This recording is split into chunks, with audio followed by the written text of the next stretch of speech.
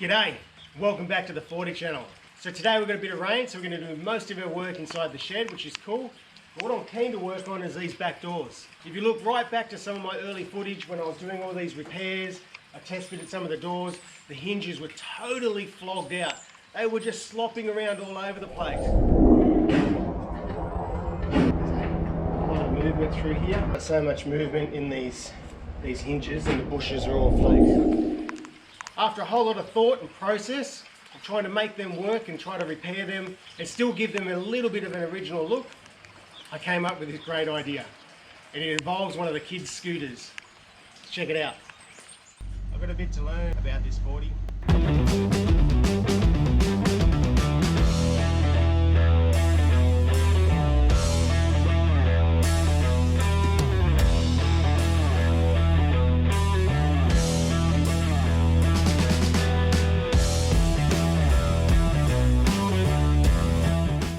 So the kids have been riding their scooters around up and down the driveway, around at the skate park, as their bearings have become more full of dirt, dust, water, and destroyed them as kids do. They ride them everywhere. As I was pulling apart one of the front wheels to put new bearings in, what I found was the way their nut and bolt system works. And I thought to myself, this could be perfect for a rear door hinge repair.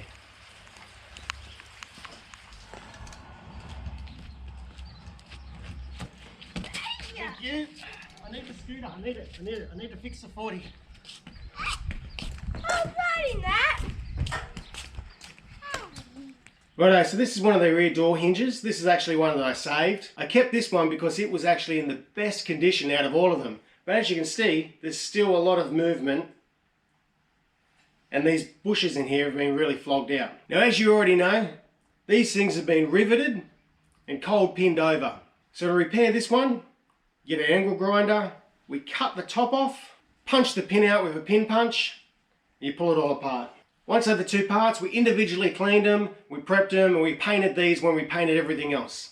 And I thought to myself, I'll worry about it later, how I'm going to rejoin these two together. There was lots of ideas, from just dropping a normal nut down with a nylock nut in the bottom, but I didn't like that. I didn't like the look of it.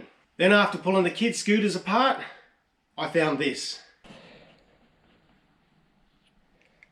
This is exactly what you find in a scooter. Jack told me about a place called Scooter Hut where he's bought some of his scooter parts from before. And sure enough, there they are. So I bought the better quality ones that they had on offer for pro scooter riders, I suppose. And I thought these would be perfect. So all we need is our hinge, new plastic bushes, and our scooter nut and bolt. And a little bit of grease. Push the bushes in.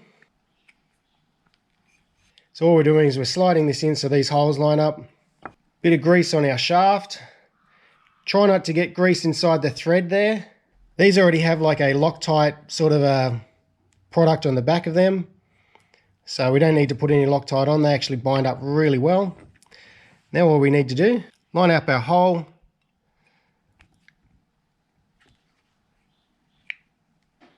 Slide it in. Get round to the other side.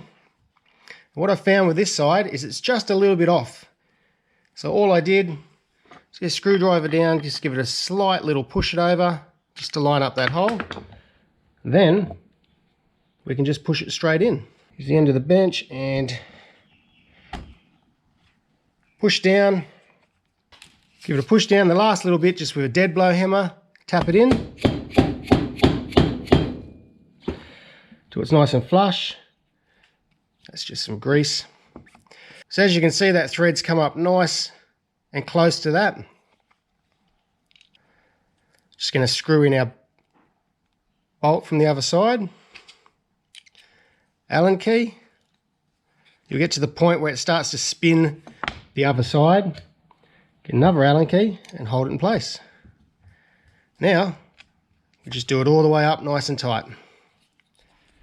So as you can see now that that's all done up, there is no movement between there whatsoever. That is rock solid, it's awesome.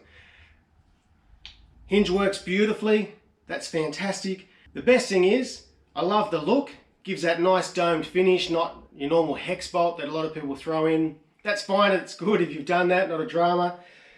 But this is also very easy to replace for later on. So in another, say, 40 years time, when the bushes wear out, or if you decide to go, you know, something a little bit better, like little brass bushes or something like that, then we can pull these out, we can change the bushes out, put it all back together.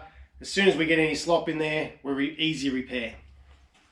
One thing is that when you order these, they actually come at 60 mil long. You can get different lengths. So what you need to do is mark out and cut it 55 mil. So you're cutting 5 mil off the end of it. Okay, so there's one of my original pins. As you can see, the bush wore out and then it started to actually wear the pin out. So we actually had slop on the pin and the bushes were absolutely destroyed. So that's why we had so much movement, so much slop in it. There's our new pin. As you can see, they look fairly similar. Obviously this one has a little bit of a dome and we have the cap screw on the top for the Allen key.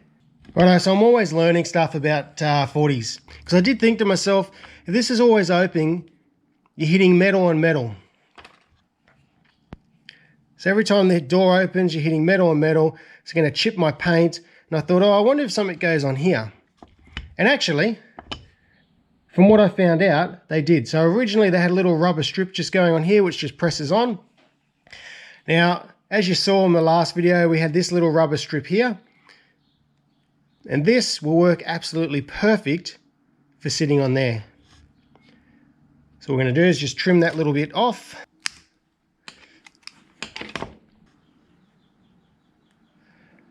I'm going to slide that rubber on.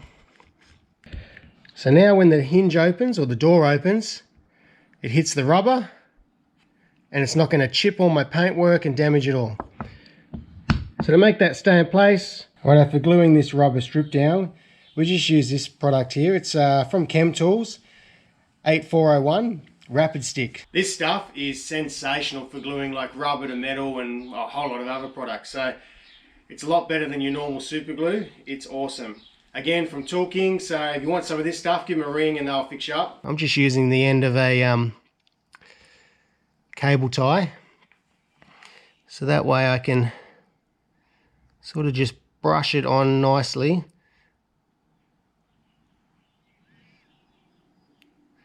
So get a nice smooth layer so it doesn't squirt out everywhere. Push that on. I'm also just going to lay a little bit on the back side of the rubber, right on the edge there so it doesn't peel up. Press that down, push it all into place. Just hold it for a few seconds. It doesn't take long, it goes off pretty quick. That's it. Done. So now we've got that little rubber protection there. Every time the door opens, catches in the wind, swings open, we're not going to do big giant chips of paint in here and damage our brand new paintwork. Righto, so we've just come to a bit of a grinding halt. I've been starting to put the rear barn doors together, so all your locking mechanism and all that stuff together. So I've started to lay it all out on the bench here and start to clean it all up. Unfortunately, so this is the bottom locking mechanism. So we've just started to clean that one up. As you can see, it's got a spring, as you see, it's got a bit of a spring here, which pulls down to your shaft when you turn your handle, all very straightforward. But the top one, as I was cleaning it, I found it's probably been broken for some time because the rust at the bottom of the nut and the top of the thread is pretty evident. There's a fair bit of rust there, so it's been broken for some time. Just screws in by about 2 threads. It just holds, very, very wobbly. So I can't risk putting that back in the door. I've got a couple options. The first option is I've taken a few photos. I've thrown it out on the forum to see if anyone has one of these that are willing to sell me. But in the meantime, what I'm going to do is actually going to have a go at repairing this. I'm going to cut that thread off, then weld a new bolt on. We'll see how it goes anyway, and we'll see how the guys on the forum see if anyone's got one laying around. Alright, so first thing I need to do is get out the broken thread out of our lock. Put a pin punch in here. Alright, hang on to your phones. Just going to give it a little soak with some WD-40 there. Let that soak right into the thread. And with a 2.5mm drill bit,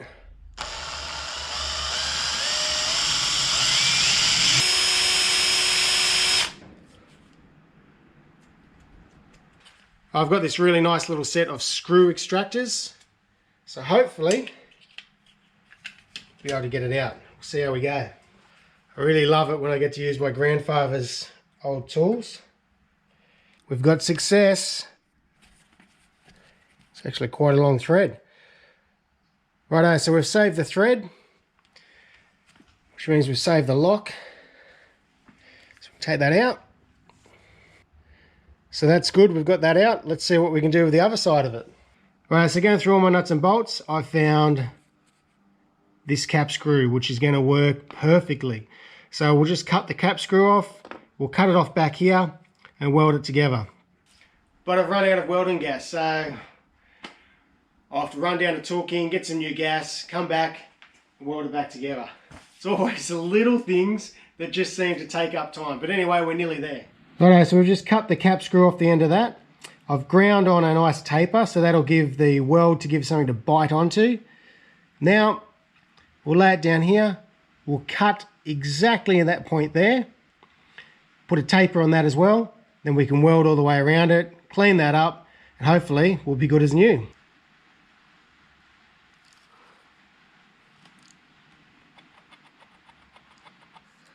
Cut on our mark.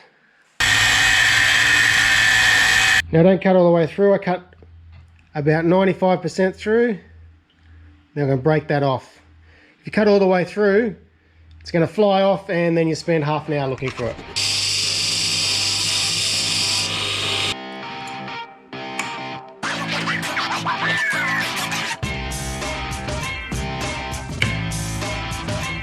Alright, let's get into welding it.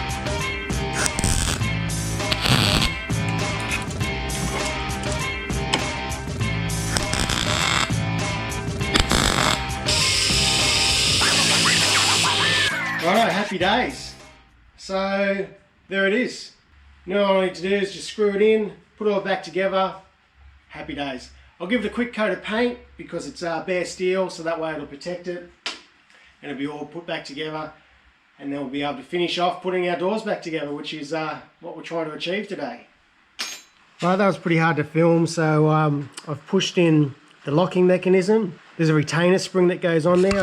I can't really film in there to show you, and I didn't film it before I put it in there, so that was my bad. All right, so now we've got this little screw which is part of our locking mechanism. So that slides over our lock like that.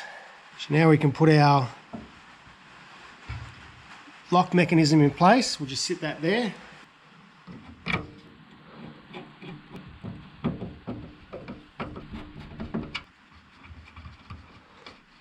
Our next step is to get our handle, and we'll slide it up from the bottom. Line all this up. Chuck a washer over it. Put a dome nut over it, makes it look pretty. Now make sure you've got your little spring, your ball bearing, and I think that was an M3. Don't quote me, I haven't checked. It's tricky. Put your spring inside that little divot, put your ball bearing on it, hold it in place, don't lose it, because it'll flick across the room and I'll be sad. Put that in place like that.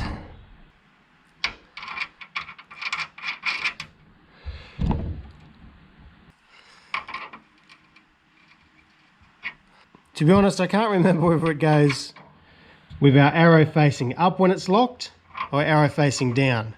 Now I'm going to use some logic. I'm going to go arrow facing up, meaning locked, because it's pointing up at the locking mechanism. Now I don't know if that's true or not, I don't know. Please don't quote me, I'm just doing it that way. I'm sure you all let me know, but that's okay. I like to know if I've done it right or wrong. Please let me know. Here we go. It's unlocked, locked, can't open, unlock it. Our locking mechanism works. We rebuilt that and restored that some time ago. So if you go back, and actually I'll try and put a link so you can see how we rebuilt that. Righto, it's absolutely pouring down. We might chuck some of these hinges on and we'll pretty much call it a day.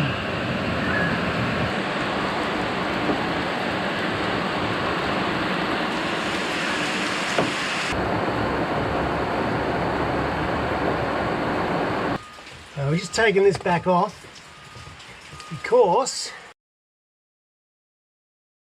as you can see, there's nothing stopping the dirt and mud coming up through there. So what we've got is we've got one of these nice little rubber boots. So that will sit straight over that, and that'll protect everything a lot better than what we had before.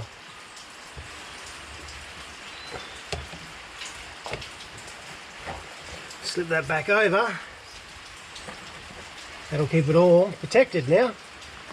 Right, now we've got that boot on. You saw me remove, that was the original one, a little bit faded and that type of stuff. So I jumped online and just looked everywhere I could find one, and found one from Sovereign 4-wheel drive spares out in Western Australia.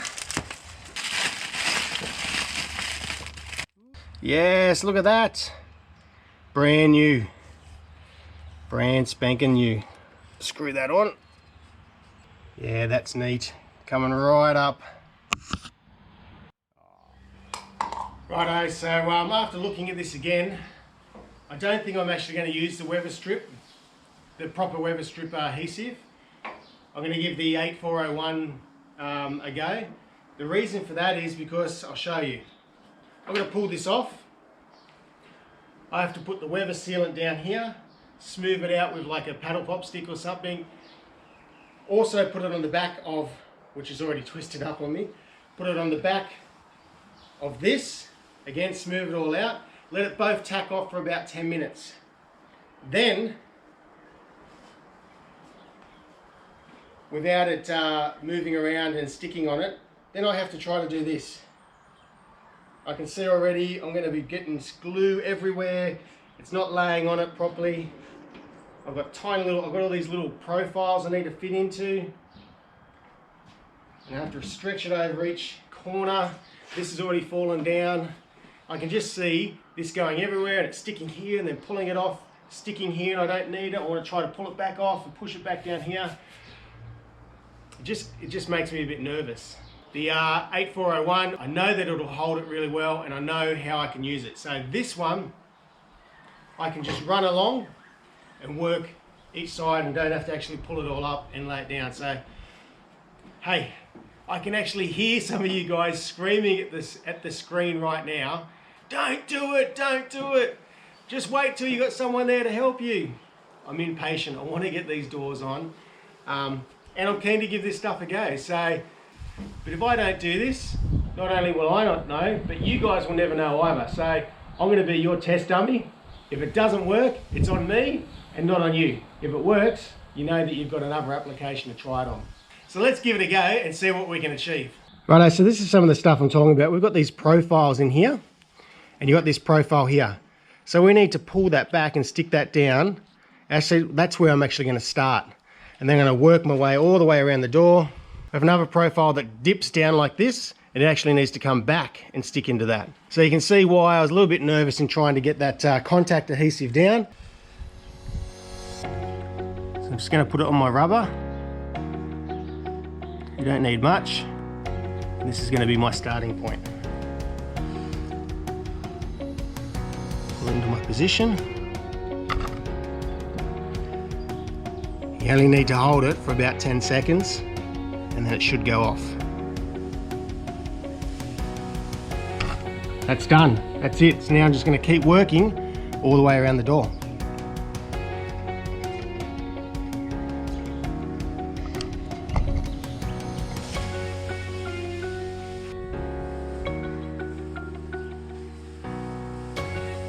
Just do little bits at a time.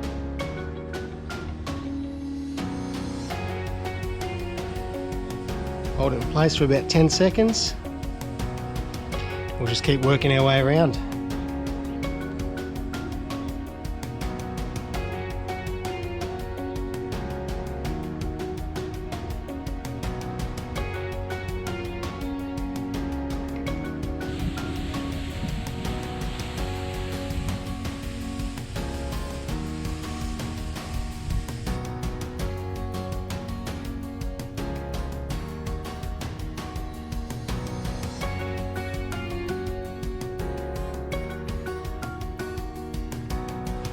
So another example of why I wanted to take a bit more care and caution of trying to put this on. I'm happy to be your guinea pig, people.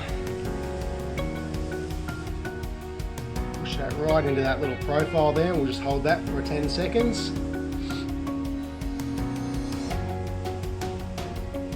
We're nearly done. We've only got 300mm to go and then the whole door seal's on. Last little bit to go. Door seal's on. So now all we have to do is see if it stands the test of time, which unfortunately for you guys is just going to have to wait and see. But from what I've seen in this product in the past, it's pretty impressive. So I feel semi-confident about it. Anyway, I'm sure that I'm going to get a few comments over this one. It's a little bit unorthodox. Alright, now all our rubbers are on, we can chuck on the latch support back on.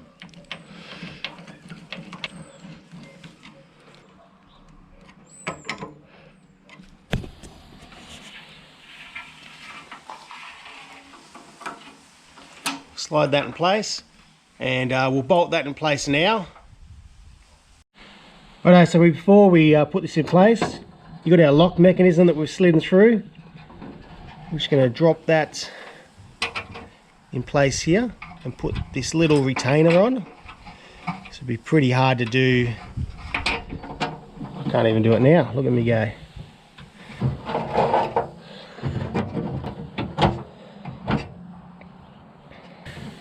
There you go.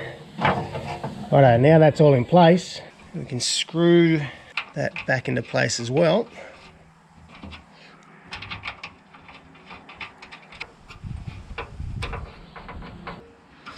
So a little bit of adjustment here that we can undo, and we can adjust these rods if we need to. Hopefully nothing's changed on mine, so we're going to leave it. But what we are going to do is we're going to bolt it all up, and then we'll just test it before we put all the plates and all the cover plates back on. Make sure it's right. Before I do them up too tight, we want to put our retainer bolt that just goes up the top here. I'll just put a little bit of Loctite on that. So again, we'll just do that sort of a little bit loose. Finish off with the back ones again, do them up nice and tight now, so it's all held in place. Alright, so just going to push these little retainer clips back on. These were the original ones that came out of it.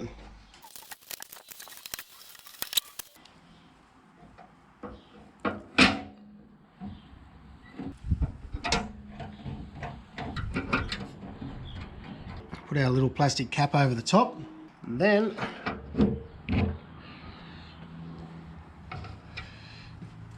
take our little roll pin. We're going to line that up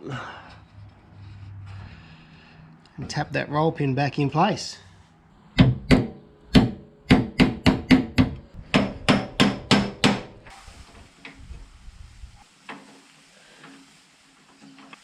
that one up like that.